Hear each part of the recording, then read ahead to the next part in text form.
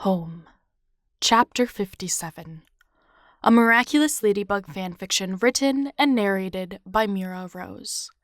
If you haven't heard the previous 56 parts of this story, you can find a link to them in the description box.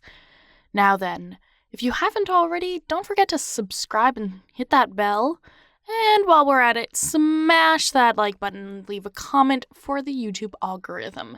If you don't know what to comment, put "he was beautiful." Now then, please enjoy Home, Chapter 57. Marinette Dupang Chang. When Marinette heard there was only one room available, she knew they'd have to take it. She also, however, forgot that using the horse Miraculous was still an option until after her workout, and somehow using it to go back home to sleep seemed wrong.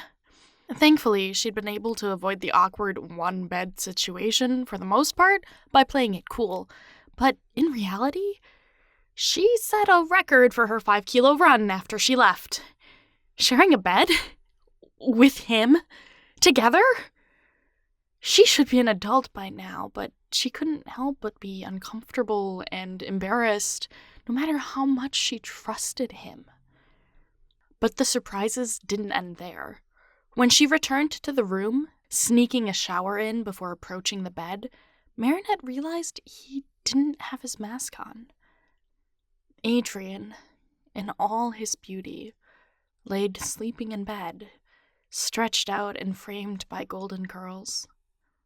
Her breath caught as she took him in.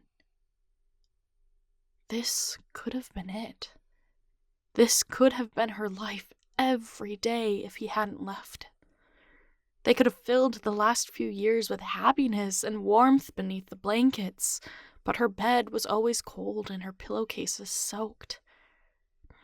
Climbing into the space beside him, Marinette turned her back to him. Sure, she'd seen him without the mask now, but he faced the wall, so she couldn't get a good look without being weird or creepy.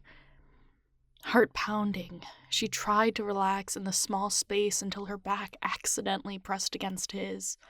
She fixed it straightway, of course, but suddenly this small bed felt too hot. She passed out within minutes, only to wake to a particular feeling. An arm that was not hers crossed over her side, the fingers lingering gently on her stomach. Suddenly wide awake in the near-noon light, Marinette felt her breath catch as she thought about where she was, who she was with, and how to not make it awkward. Turning toward her partner, ever so slowly, she found herself staring at Adrian, lit by the sun and breathing softly. It's fine. This is fine. He probably did it unconsciously while asleep. Yeah. This tugging wonder was nothing to worry about. Marinette nearly jumped out of bed when he stirred, pressed to the wall as far away from him as she could, even though it was less than a meter. Grabbing her shoes and a jacket before he could sit up, Marinette hightailed it out of the room, apologizing to him silently for making noise. Oof, okay. She should probably get her shoes on first, huh? Tikki popped out as she sat down to wrestle on her shoes in the hallway, her eyebrows pushed together and upward. "Are you okay?" the Kwami asked. "Just perfect. Totally fine," Marinette said, a tight smile on her face. "What do you need to talk about? Besides the obvious?" Tikki didn't answer right away, trying to make eye contact as Marinette looked anywhere but at her. "It's not just about the bed, is it?" Marinette felt tears prick and balled her fists, hating herself. What about other girls? "Other girls?" "He held me while he slept." "I saw." "Who else has he held to make him do that so naturally?" Her words had an edge to them. Silence passed before Tikki flew up to hug her cheek and brush away a tear. "I'm sorry." She knew better than to be angry at her, but frustration clung to her forearms and chest. She was too old for this. This was a horrible idea. She should have used the Miraculous and slept at home. Actually, no. She should have taken his Miraculous when he first showed up and retrieved the Butterfly Miraculous by herself. Marinette put her head in her hands, remembering the sunlight-lit scene she just witnessed. He was beautiful. Adrian was beautiful. So beautiful, in fact, that she couldn't bring herself to hate him. No.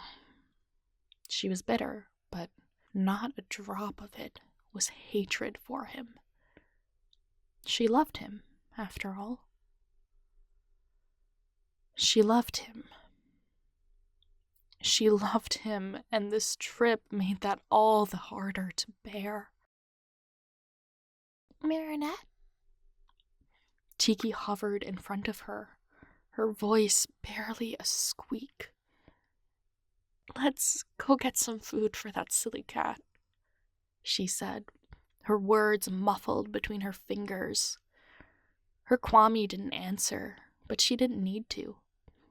He eats like a bear, so I'm sure he'll be hungry. Pulling herself together, Marinette made her way to the corner store and bought some lunch boxes. Not surprised, she still remembered his preferences before returning to the hotel.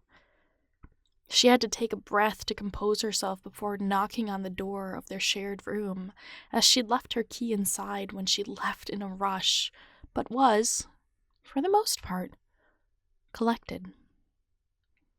Giving this day a new chance, Marinette stood in front of the door and took a fresh breath, calm and collected.